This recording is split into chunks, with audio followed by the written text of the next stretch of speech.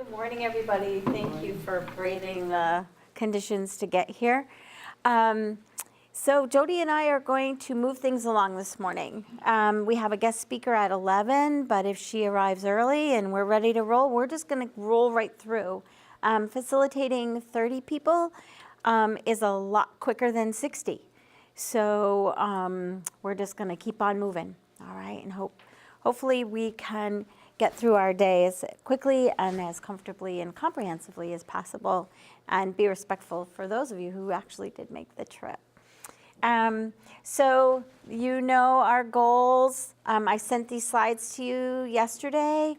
Those of you who have been like watching Moodle know that I've been taking off slides, putting them back on, revising them about probably 4 times. Poor Angus, I keep saying, oh, here's the new ones, here's the new ones. So Angus is videotaping for us today.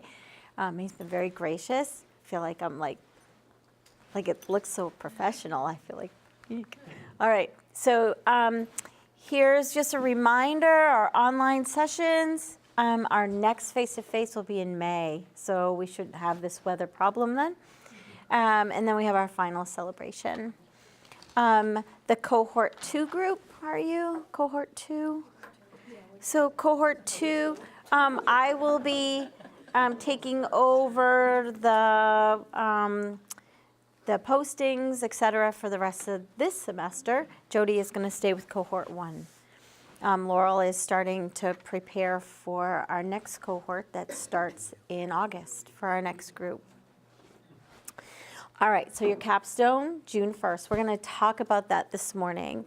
And I have tried to make it as easy to understand as possible. And I'm going to talk about that more because for me and for Jody as well and for Laurel, the capstone is really an exercise to make something better in your district. It is not a writing assignment.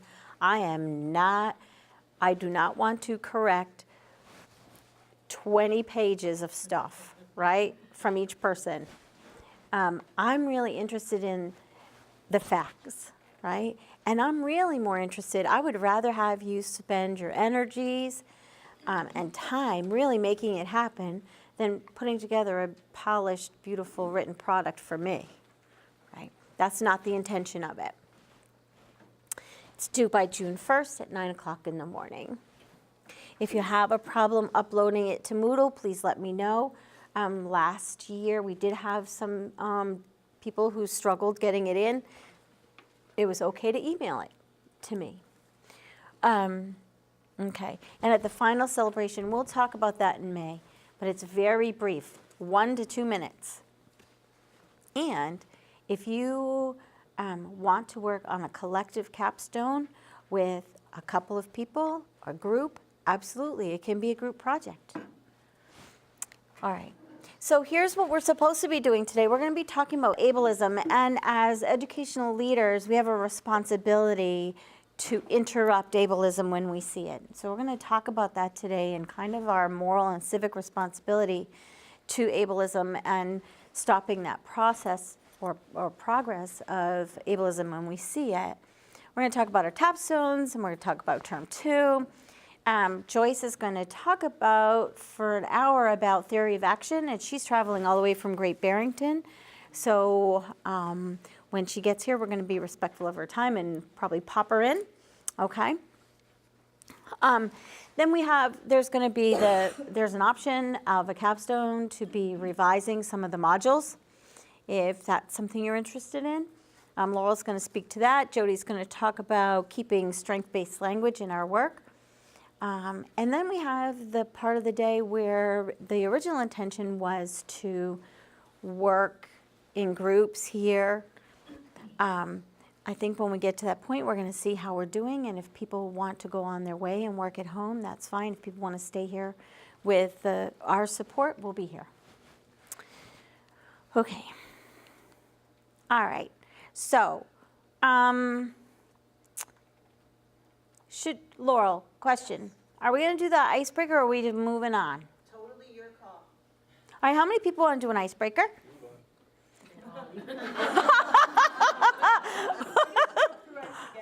Okay.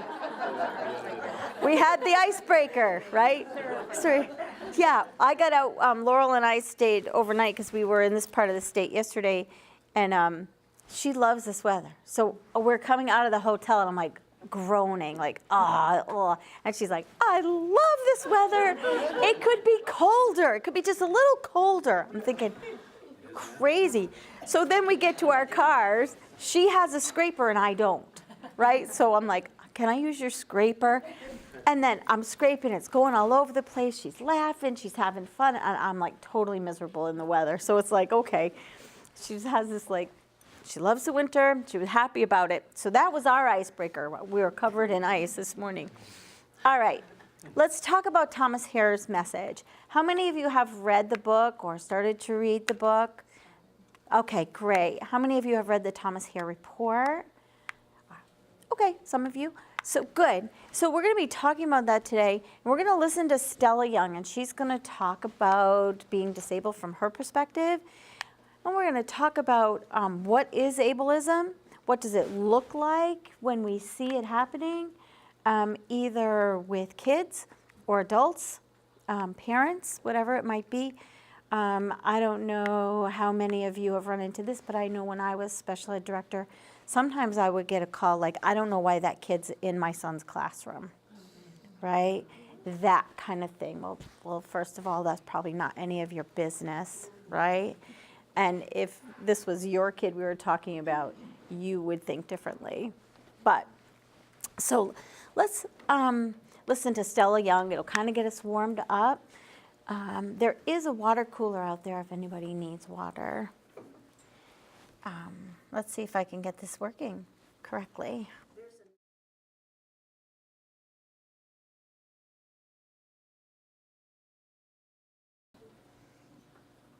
Okay, so what do you think? Are there any initial thoughts after watching that? We're gonna dive deeper, but what about initial thoughts? Yeah.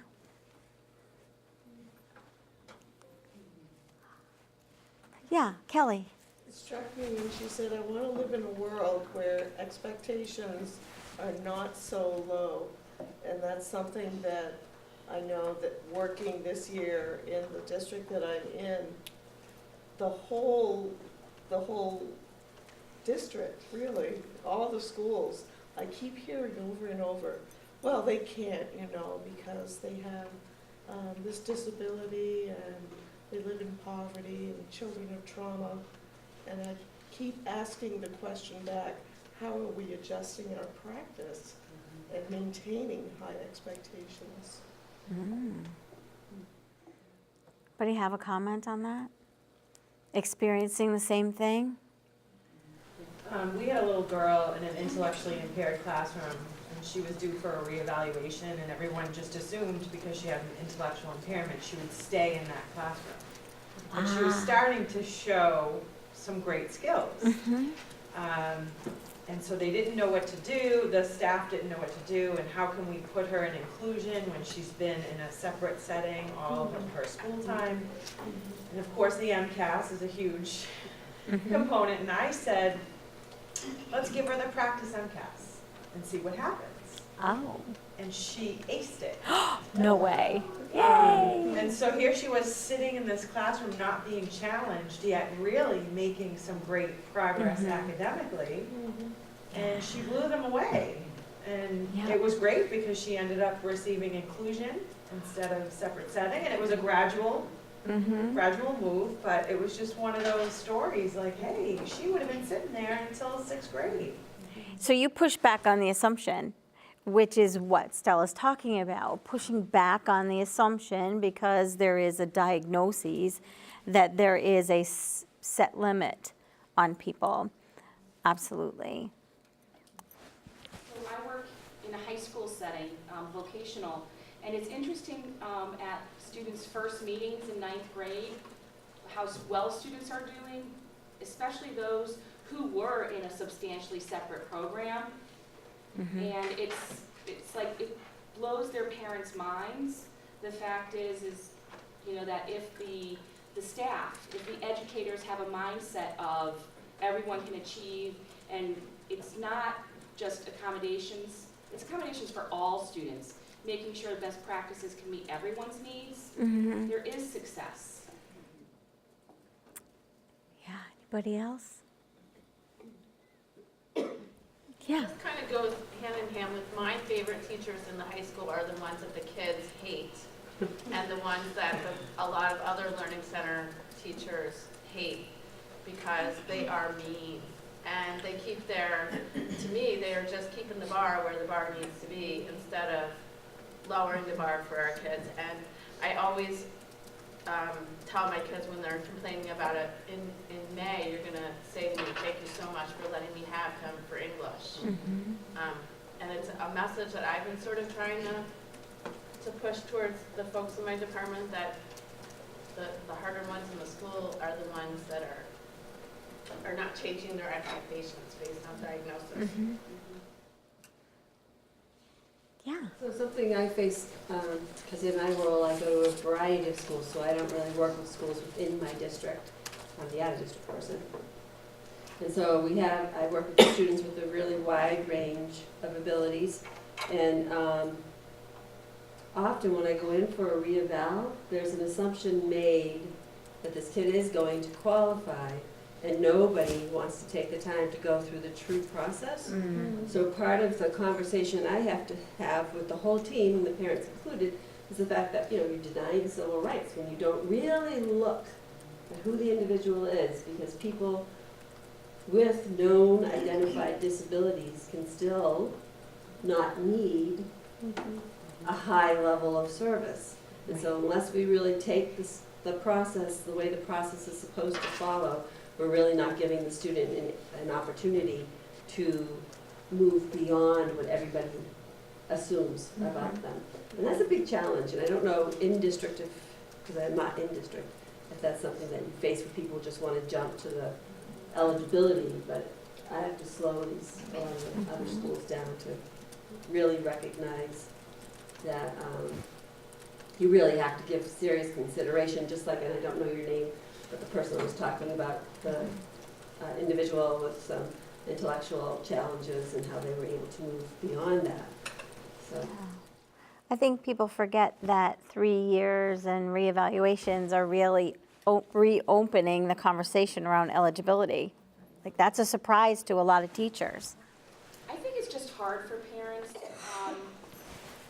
especially in younger grades, for that reevaluation process because of the fact that in so many cases they have worked so hard to get a student qualified that it's hard for them to hear the growth of the student and have services removed because they're afraid, what happens if?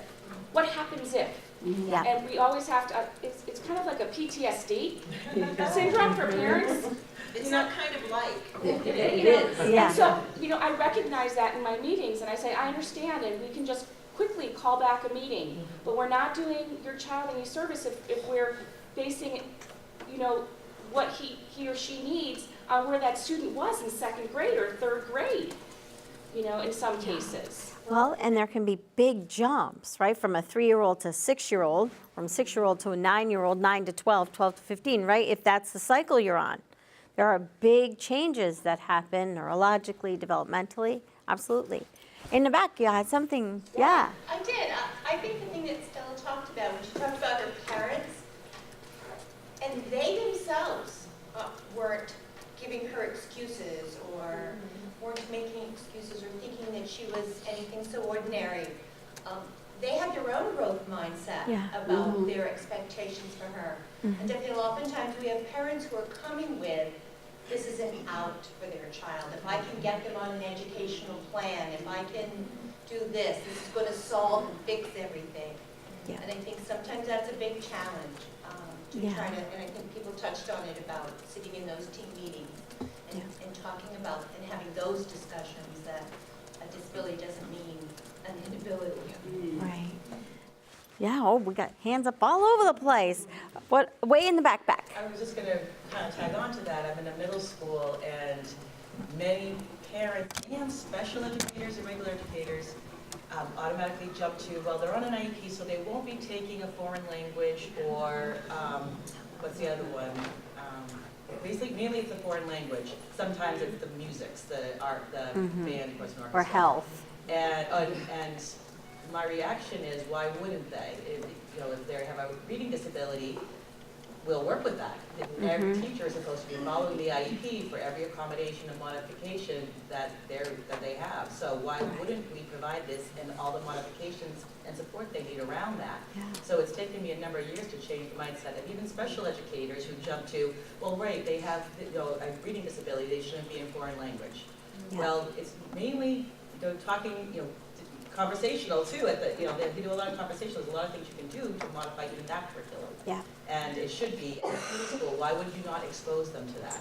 Right. It's in high school you're earning credits. It has a lot more weight on it. But in middle school it's all about exposure. So why not give them that opportunity?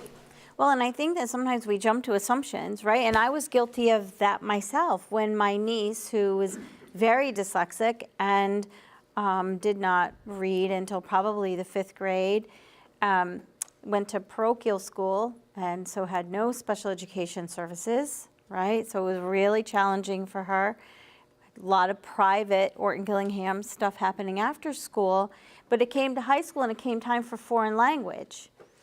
And I even thought, oh, I don't know, like she was already struggling in a parochial high school with no supports. And I thought, maybe it's going to be too much. And she said, no, Auntie Sharon, I want to do Spanish. And then she said, well, my friend Marie is doing it. And I thought, okay, well, all right. So we went through it, and she actually became very proficient in Spanish. So it was like, oh, man, I should have known better to challenge my own assumptions about what I thought she could or couldn't do. But the auntie in me wanted to protect her from feeling less than or from struggling, whereas she had a pretty good sense that she wanted to do this and she could do it. So I learned that lesson firsthand from the other side of that table. Absolutely. Yes? I just following up on the middle school foreign language thing. I work at high school, and I think scheduling is a huge problem in the middle school. So we Absolutely. have our kids that come to the high school who have never had foreign language like their typical peers because it doesn't fit in their schedule, and they can't take academic support and foreign language, and they can't do it according to the middle school schedule. And then they come up to the high school, and then they're college bound, they're ready to go, and they haven't had the same opportunity as everybody else, so they're behind. Yeah. We did create a program for Italian and Spanish where they can get their 2 years of foreign language in 3 years. So we divided Spanish 1 and Italian 1 into A and B. So they take it in their freshman and sophomore year. It's been remarkably successful, but I do think it's, and parents don't understand, and parents just take it, oh, they can't. If it was my child, I would be like, oh, you guys have to figure it out. Like, you have to figure it out. Yeah. Like, the scheduling can't dictate what a kid needs in their IEP. Like, oh, they can't have this because it doesn't fit in our schedule. Yeah, they can't have this in their service delivery group because it doesn't fit in our schedule. Yeah. It's That our schedule job to thing. figure it out. Yeah. I think on that, though, I think what we have to do a better job is, and I agree with you, I think the scheduling is always a nightmare. But I think we have to do a better job in those situations to say, from a special education perspective, what is our true goal? Well, what is it that we're really working on within this year? Oftentimes you see people saying, well, I need to see a goal in science, social studies, in every academic area. You're covered it, but what are we trying to work on? What are we trying to achieve here? And then the supports that go with that can manage that. You know, obviously there's going to be this grandiose, there's a whole holistic approach to things, but what we're trying to focus on for that specialized instruction in that goal area has to be a little more finite. So I think we're trying to achieve too much. Our cake baker.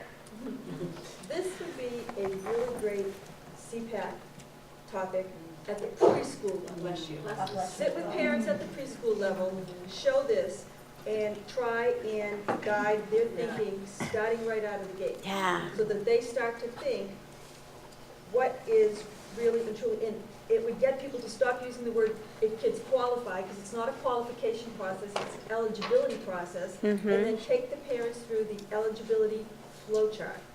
That would be a great This is what CPAC. it means to be eligible.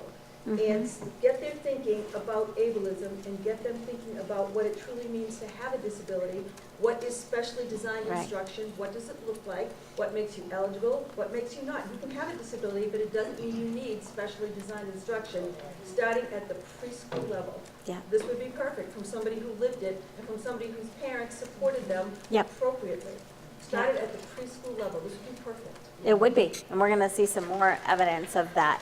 Did you have something to add? Yes. So I was working with my special ed teachers, and they were asking me about the growth scores. And I said, this is how you can actually learn about how a child improves individually. And they had a really hard time. And I tried to explain to them, you could have a 71 3 years ago, you could have a 71 now. But you need to look at that growth score, because that's going to tell you what that child has actually achieved and accomplished in that span of time. And it was really funny, because I didn't expect them not to be able to wrap their minds around that concept. I said, look, the norms only tell you, compared to their age right now, with that, level of experience and all that, compared to everybody else the same age. But it doesn't tell you what that actual child has done. And they don't look at the IEP as a continuum over time. So in other words, you might need it, and then if you hit that certain amount of growth, you don't need it anymore. Right. Or you might need accommodations, or, you don't need to have that all the way through. And I don't think people look at it that way. They look at it almost like, if we've got this, if it's 71 3 years ago, it's 71 now, it's still a huge problem, which of course there should be some intervention, but that doesn't mean they haven't grown. And Yeah. I think that's really where people get stuck. I think that how often do we hear the, well, he has. Well, he has autism. Well, he has a 71 IQ. Well, he has parents who don't get it, right? It's the well, he or well, she has that we are looking to interrupt, right? That ableist thinking. And also Stella talks about the how we look at people with disabilities and interrupting the, well, at least I'm not that guy mentality, right? Well, I might be having a bad day, but at least I'm not that guy. And she says, well, what if you are that guy, right? And we say, oh, what if we are that guy? So when I first became inclusion specialist, we had about I think he was 4, and his mom was a teacher, and he had cerebral palsy, and he was coming into school, and he had on his backpack, and he hit like a corner of the curb, and he kind of fell over in his backpack, right? And he's like laying there. And so I went to go get him. He was 4, right? And his mother did this. And I thought, oh, right? Oh my gosh, right? And she said, let him do it. He has to be able to do this.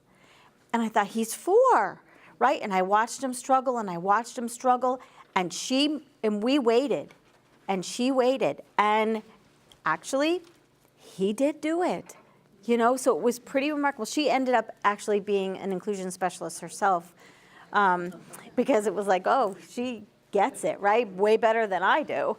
So absolutely. So we're going to keep moving on here. We will be having more conversations, but we're going to keep the conversation around ableism going for a little bit longer with a little bit more conversation and some examples. So here's the definition. Does anybody want to read that out loud? Okay. Okay, so what is ableism? Ableism, also known as ableism, disability, discrimination, and handicapism, is discrimination and social prejudice against people with disabilities. Ableism characterizes persons as defined by their disabilities and as inferior to the non-disabled.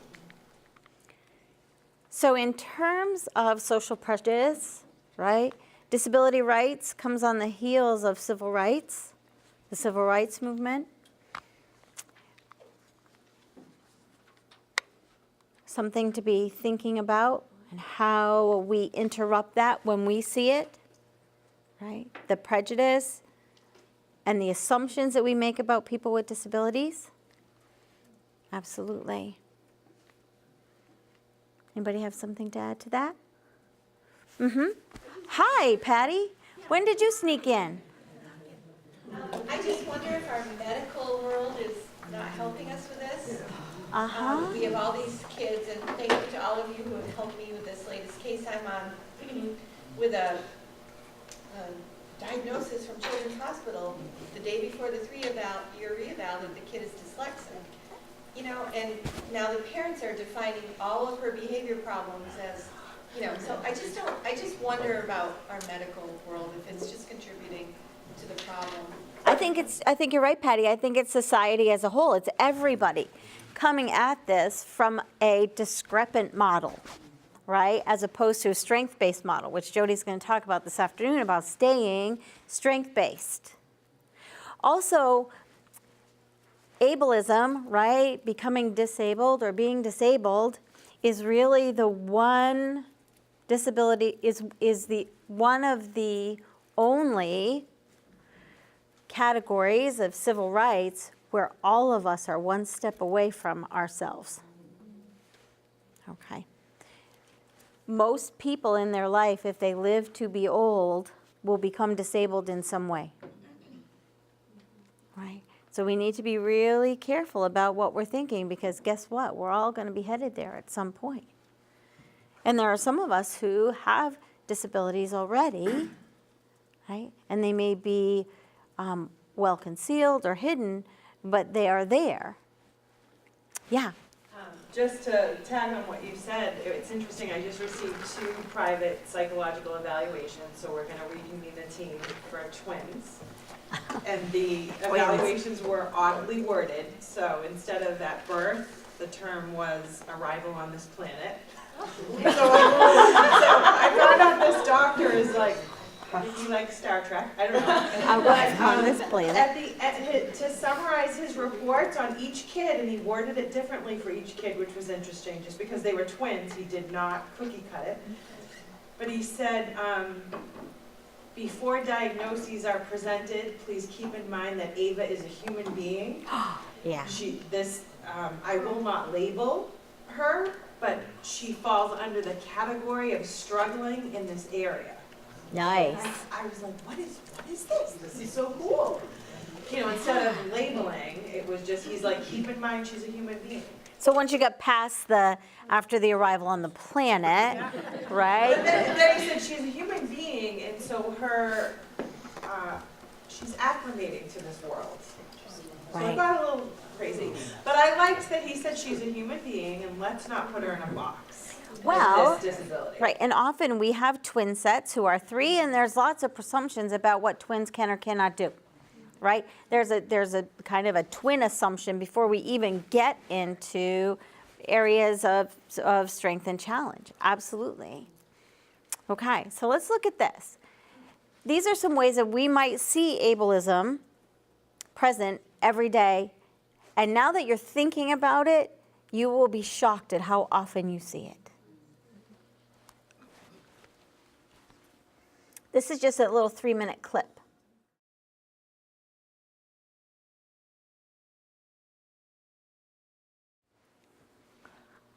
There's slides. Initial impressions. So I had, my previous career was in human resources. And I worked at a large retail store. And I remember the first time someone coming in had an obvious disability. And the first person who interviewed a 2-tier process was like, she's great, but I don't know what she can do here. So we had a nice conversation about, here are the areas that we have openings. How do you, which area would be the right fit for you? Based upon, being able to, can you, hang clothing? Can you move lots of clothing? Or would, jewelry be better? Things of that sort. So I think it's very hard. It's still so hard, but I think that history brought into my education base is really helpful, and it's so sad that still people walking into jobs are just turned around based upon what you see. Yeah. How about the 75% are unemployed? Some of those statistics are mind-blowing. 10% of people with disabilities graduate from college. 25% live in poverty. Those are pretty high numbers, right? Anybody else have an initial thought about that? We're going to give you a chance to talk to each other because not everybody wants to talk out in the big group. So here you have, I'm going to cut it down to about 13 minutes, okay? Just because I think we can do that in a smaller group. Here's your prompts. What is ableism? Whoopsie. Nope, I'm going out of range of the camera. I keep forgetting. Okay. You can read those. You're going to talk at your groups for about 15 minutes. You're thinking about Stella Young's message, Tom Hare's message, the message that you saw in the video, and what that says to you, and how does that translate to your practice, and how now that you're thinking about ableism, right? A lot of people don't even know what ableism is. They know what sexism is, racism, classism, right? They know what those are, but they don't know what ableism is. So now that you are aware of the context, how do you intend to interrupt it when you see it?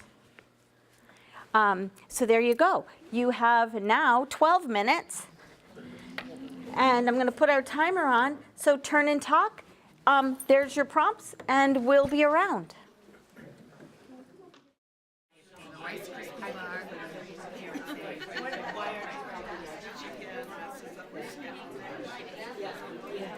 So we're gonna get back together. People wrapping it up. People are in good place. Now I'm wearing this contraption, so just guide me through it. So can I just ask what people started talking about? What the conversations led to? Anybody want to start? So we talked a little bit at our table about kind of the flip side of ableism, of where when we are telling kids that they're disabled when they're growing up, or when parents sometimes are fighting to get extra things for them, they need children to really internalize this belief about themselves. Totally. And about what they can't do. Totally. And the reasons based on just a diagnosis. I can't do this because I'm autistic. I can't do this because I have dyslexia. Yep. And those things can expand out way beyond what really are any challenges for a student. Yeah, what happens there with your first teacher who's your parent, right, or parents, is powerful, right? Especially if they don't have the support to move in the right direction, like you were talking about the CPAC, right? If they don't have that, then you get stuck, and we see that, unfortunately, sometimes. Anybody else? Thoughts? We talked a little bit about the contradiction between Stella's presentation and some of the presentation of the second video. How she was trying to move away from the inspirational clip of an individual with a disability, and how the second video shown had a lot of those embedded in to it, and how that there it already is. Even though the message was good in the second video, some of the ways in which it was presented aligned with what Stella was saying you want to move away from. Yeah, and I think honestly, I feel like this stuff is really tricky. Unlike sexism, unlike racism, we haven't gone this far. You know, I've worked in a lot of schools, and I'm always like, let's teach the history of special ed. Let's start talking with kids, especially with the kids I'm working with. Let's know the history of special ed. Nope. But it is in a place within our minds, our culture, the way we operate, the way we think, the way we see things, that is different because it has not been unveiled. I don't think we've done a lot of work we're doing it now, but we've got to do a lot more work. Even just have you guys been talking, hearing about NPR, all those sexual abuse cases, right? I mean, you hear Harvey Weinstein, it's interesting that now that's coming up at the same time, right? Powerful stuff, but what's going on there or not going on there that's going on with the rest of the media and these famous people and all that stuff. Any thoughts on any of that? Oh, yeah. I thought it was so interesting because I love watching the award shows, and I watched the Golden Globes, and I think one of the award shows, they were dressed in black. Yes, yeah, I saw that. They're supporting. Yet e-entertainment television has been brought to the forefront because they don't have equal pay for their female and male hosts. And yet I'm like, so you're showing up dressed in black, you're ready to be part of the movement, but you're talking to E and you're not even calling them out on it. And then you're going to say who you're wearing. You know, like, so, and why are you wearing black? Why didn't you wear yellow? I did think that there was a lot of interesting things going on. There were some celebrities that called E out on it. You know, they said, shame on you, E. But I'm like, but you're on their show. Right, right. How much are you really, I just thought it was interesting. And that's not even talking about what we're talking, you know what I mean? Right. So you start like thinking like timeline down the road. When is this conversation gonna happen? And bam, we're gonna do something about it. Yeah, sorry, I'll go there and then there. We were talking about, I mentioned how I think I'm not doing this and having, and contributing to the ableism.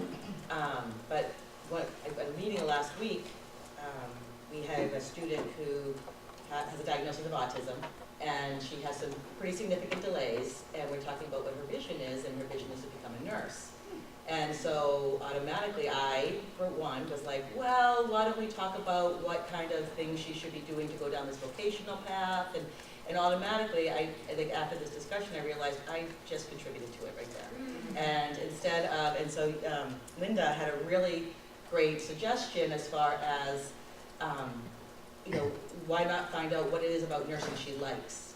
And then go delve into that and find out how you can lead her to get her vision accomplished by finding out what her strengths are and to be strength-based and how you can get her close to that. So. No, great idea, definitely. But I mean, you do look around the world, like Stella said. Like, I've never had a disabled dentist, doctor, teacher, and that, you know, you start thinking about, were those the conversations that just led that population to the curb, you know? Like, we got to start having the conversations to be like, what do you want to do? How do we help you get there, right? Excellent point. Anyone else?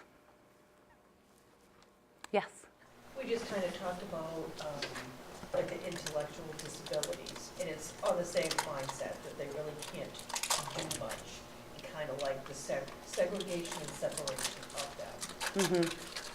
And I have taken personally a stand to kind of move them out of the sub-separates. Because in our district, if you're intellectual, you kind of automatically go there. It's another interesting systematic point. Systematically, yeah. Very low. I just had like a really nice story this week that I moved a kid.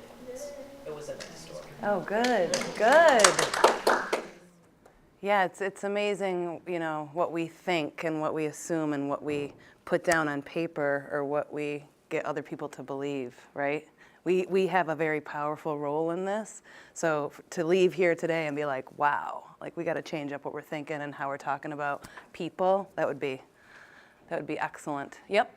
So I have a student, we cannot use the word disability in his IEP meeting because he will go off, because he does not have a disability. It doesn't matter to him that, you know, he's been diagnosed with this, that his parents accept it. He himself is not accepting it because he just needs different types of assistance. He is not disabled. Yeah. That's powerful, right? It is very. Sometimes when my students will be like, write this in the IEP. I'm fantastic. I'm like, all right, here we go. You know, but it comes from that same thing, you know, honor that, right? That's their reality. I just started a school up in North Adams, Massachusetts, right? Therapeutic Public Day. And so I had a friend of mine come in and tell his story to the students. And his story was about how he didn't learn how to read till he was 36 years old. And all that time he had been told he was retarded. And he like outsmarted the system because he was playing it like he did know how to read. He got into the Marines until they found out he couldn't read, and then he got booted out. And it was just this amazing, you know, kind of perspective on what he has lived. And then he got help, went to college, got a good job. And, you know, here he is, he's 70 years old. The second time he's ever told this story, both times he told it to students that I worked with. And he's, you know, he's emotional. He's like, hang on. I was called retarded. And I actually started to believe it. He was like, I actually thought that's who I was. It's wild, you know, it's just wild to really go there and see what these people have experienced. So anything else? And I don't know how I'm doing on time. Sharon, are we okay? Yes. I just wanted to say something like next generation experience in class this week is, we have social emotional program in our school, and one of the girls said, am I a sped, because I'm in here, am I, I'm so retarded. And another girl, really tough girl, said, we don't use that word. That's not a nice word to use at all. And I was like, there we go. Yeah. Right? Like that was not coming from an adult Totally different. correcting a child. It was a peer influence. We had not taught them not to use that word, like, explicit instruction on it. And it was really powerful and like hopeful for the next generation, and as that's starting to be erased away. Definitely. That's huge. I have a cute little story. My grandson, who is 7, got into this conversation with me last weekend. It was very timely, where he said, Nanny, have you ever said the F word? Yes. Nanny, have you ever said the SH word? Yes. Nanny, have you ever said the R word? Oh, And I thought, in the same category. Wow. it's a swear word. Yeah. And it was like, oh, now wait a minute. Like, I can answer the F word and the SH word, but the R word, like, oh, Nanny is old, and there was a time when that, that word, then he's off. Like, he's like done with that conversation. But it was in the same category. And for our young children, that is happening where it is not allowed, and it's discouraged, thankfully. So I was going to just say that historically, when we look back at American with Disabilities Act, I think it was just the disabled, right, back in like 1957. And so as a society, we kind of said, no, it's individuals with disabilities. And even words, that we've used in the 1980s and 90s, he's mentally retarded or severely retarded or profoundly, and we don't anymore, which, ideally, with more people talking about it, and more people, like you mentioned, it was only the second time that he said something. We also know that Allie Raisman recently said she wasn't going to testify, but hearing all these other women speak made her. So I think more people coming forward, more people, and being conscious about the word that we use. Yeah, definitely. Propel and change it. That's the whole point of this morning, right? Because we are the agents of that. Anything else? I'll just shout. So this goes back to building from your story and also Kate's story. But so I have a niece that's 47 who was always called retarded because back when she was identified as having a need for special services, that was the word. However, should you say that to her now, or she hears somebody else saying that word, she will correct you and say, no, that word, we don't use that word anymore. I have cognitive challenges. Sometimes I think a little slower than other people. But you have to ask the person you're talking to what kind of help they need. And I just, for me, growing up, so she's younger than me, but we kind of grew up together. She's always been a person who always speaks up and has helped me formulate my opinions on how to work with individuals that learn differently. And so I just think going back to what you were saying, like the R word falling in that category, and also going back to what Kate was saying about how it seems to be being removed from the vocabulary in a derogatory manner. I think we need to start teaching the students that we work with on how to explain what it is that they need without using a title. Because I know there are children who will say, or young people who will say, well, I have autism, like that's supposed to mean something really big to everybody that they're looking for supports from, because there are times if you're going on doing your college work and you may need to get certain supports, but it shouldn't just be that you're saying this is what I have, therefore you should understand what I need. So helping them to be able to voice appropriate usage, appropriate usage, voice. Definitely. Yes. We touched just real briefly about the challenge in our school and what I've been trying to Oops, over here, sorry ladies. Yep. Trying to bring the people first language forward and having, because we talk about a lot about kids and the programs they're in and that's how they're labeled. Yes. Instead of talking about the kids and then they get the resources and the supports from that program.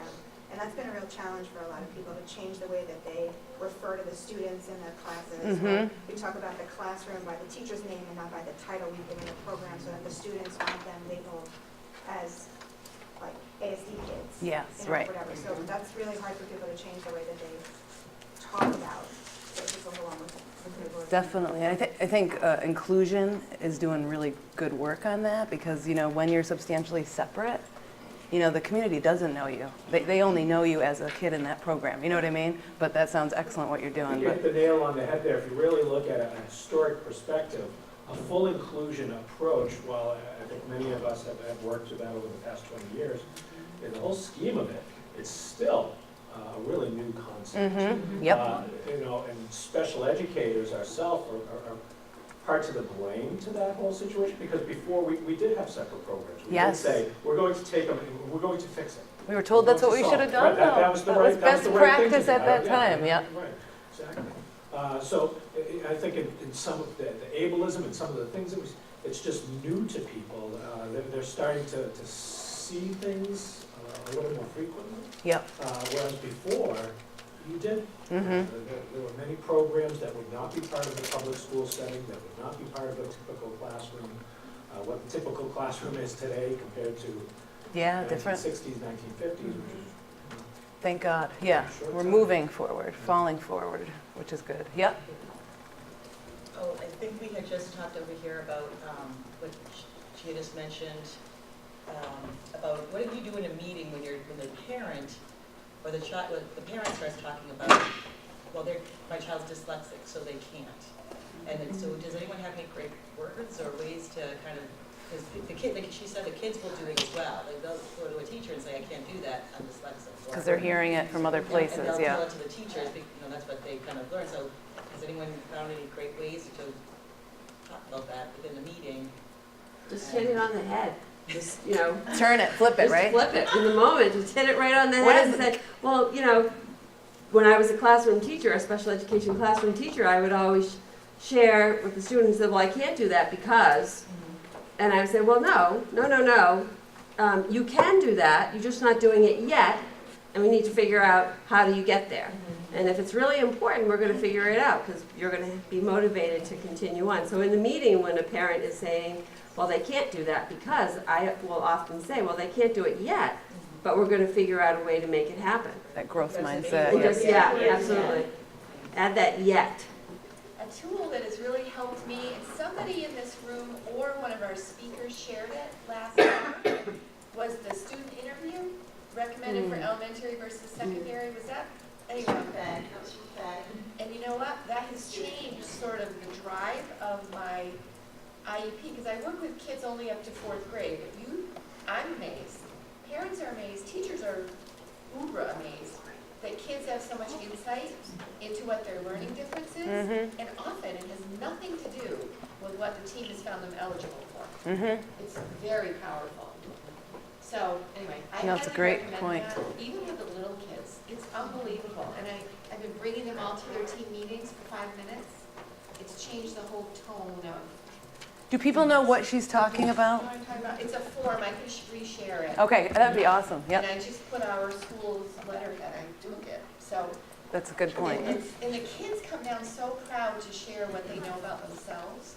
So anyway, I think it might be helping a little bit with this, but. Their own I also voice. read kids' books to kids about dyslexia, so now I'm questioning that.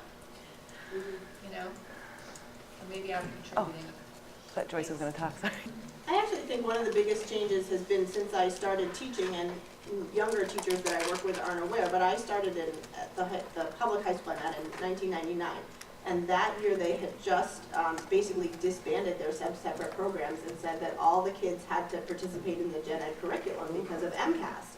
So it's like within, a 20-year teaching span, and the book we were reading talks about how Massachusetts is like ahead of the curve for that. But I think all of this is relatively recent, and it's easy to forget that. I mean, the SPED teachers that I was just talking in a department meeting this week, looked at me like I was nuts. And I was like, yeah, it's kind of new. Well, it's this whole I think it puts a interesting. whole different perspective on it when the assumption is that they that everyone needs to learn and can learn the same curriculum, as opposed to where we were before, at least in my district, but I think many places in Massachusetts, you know, kids had a certain level of special needs, they were put in the classroom, and whatever happened was what the teacher did, and that was just fine. And there's just that, there is a real gap of, you know, research, you know, current knowledge of what we should be doing, and then actual practice in the classroom, right? So I feel like, you know, as ETLs, you know, you guys, you ladies and gentlemen are those middle people to close that gap, right? You have the knowledge, you're in the schools, you got to get people on board. I know you're like, really, one more thing? But, you know, you're at a different level than like some of the teachers or other people that are not getting this information. You're getting it for a reason, right? Anything else? All right. Sharon, should we do a switch up here? Okay. Yeah. Okay. All right. So we're going to move on to our capstone. All right. These are links for you. All right. They're embedded right into the slides that I sent you. We're going to be thinking about our capstones this morning, and then as we work through lunch, etc. Those are just some tools for you to be able to use. All right. So here it is. The write-up is not a writing assignment, okay? Feel free to use bullets. All right, I'm going to give you the 4 categories. It lines up with your rubric. All right, it really is about doing research, thinking carefully and critically about an area that you would like to be the agent of change, how you intend to do it, how you're going to roll it out, who you're going to include in your plan, and how you're going to evaluate it ongoingly. All right? How are you going to ensure that it's sustainable? Because any of us can have a great big fat idea and put it out there, but without a plan for sustainable change, it falls apart, right? Like any good intention. So, this is the rubric. I'm just going to pass those out. You also have them electronically. I sent it to you. It's on your Moodle course, but some people like a hard copy. There are 4 parts. So I aligned kind of the common language, the easy text, what makes sense, to the theory of practice, what that rubric reflects. Because if you just look at the rubric, it's very academic, and you might lose something in the translation of practice. Here is how I see this capstone. The first one, that infrastructure data analysis. Here it comes down to this. Why did you choose this capstone project, and what data did you use? That's your first area. Bullets. Okay? So I sent some capstones to you to look at that people did last year, and you can see some of them did this. An area and bullets. Part 2, that theory of action, which Joyce is going to talk about. It really is, what's your hypothesis of how and why your plan will work? So, why did you choose it? Why do you think it's going to work?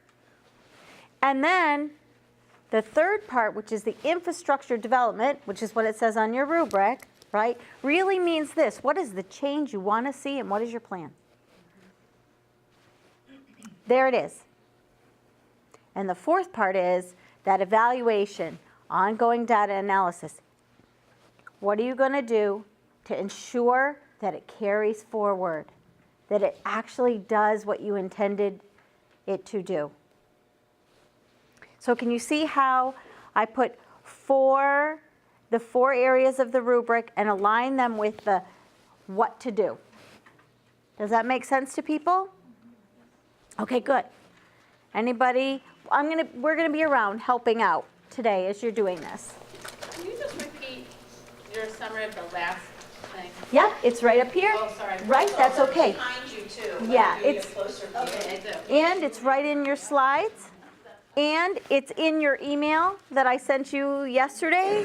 Like, I'm sending this as many ways as possible because I want the message to get forth. This is not a writing assignment. This is an assignment of practice. It's a deep thinking assignment. Okay? But it's part of the practice, not just homework. It's real, right? Right. Yeah. It's not homework, because this is not a course where it's an academic course, right? If you want to take an academic course, you take an academic course. This is about actually changing and shifting our practice to make things better for kids. And it's an academic course. And It's both. and it's both. But it's definitely about application It's versus, like an action. writing. Absolutely. Yeah. Do you want us to attach the data sheets Okay. to the write-up? Good question. A lot of people attach data sheets, plans, sure. Attach them. I put them all in a packet, and then I look at them. And Jody will do the same. You can attach whatever you want. The write-up, 1 or 2 pages, right? I want to get a sense of what you're doing. Jody wants to get a sense of what you're doing. And impact. What's the impact on the students? So I have a special ed teacher who's going through a transition planning certificate program, so can I partner with her? Okay. You can partner. It's actually better if you are partnering with people, because that's how we get systemic change, right? We can be pioneers in our own right. It's very difficult to be a prophet in our own land, right? So you gather as many disciples as you can. Sorry for the religious connotation if that offended anyone. So piggybacking on that, there's a district-wide initiative to do what I want to do, and I asked to be on that committee. Yep. Okay. Even better, right? This isn't intended to be a standalone silo. If your district has an initiative that you're part of and it makes sense, join along. Absolutely. And it's okay if it's a mandated initiative, right, through our CPR? Yes. And our CAP. Actually, if you look back here, one of the resources is looking at your CPR. That's part of the rubric. Looking at your CPR, talking to your SPED director about maybe there's an area that you're creeping towards that your special ed director has already started a corrective action plan for that you can partner with. It could be part of your corrective action plan that it's already started, and then you're going to carry the initiative forward. It really should be meaningful. Absolutely. Yeah. Does it have to be tied into the CPR report? No. No, it does not. The question was, does it have to be tied into the CPR? No. That comes back to this. Why did you choose it? And what data did you use? If you use CPR data, great, tell me. If you used other data, which is, so say you think, or you're assuming that you're not liking how those non-participation justifications are being written as part of the IEP. And you do a spot record review where you pull 15 random files and you look. That can be your data. Okay. Anybody else have any questions? Okay. You guys good on that? All right. So I'm not going to give you 15 minutes to look at it. I am going to give you 10, but it's also your break. Okay? So you have 10 minutes. We're going to change because Joyce is going to start, so we're going to shift up slideshows and mics and all of that. You have 10 minutes to have a comfort break and to look at your rubric, and then we'll have time to work on it later. Okay? Everybody good? Okay, great.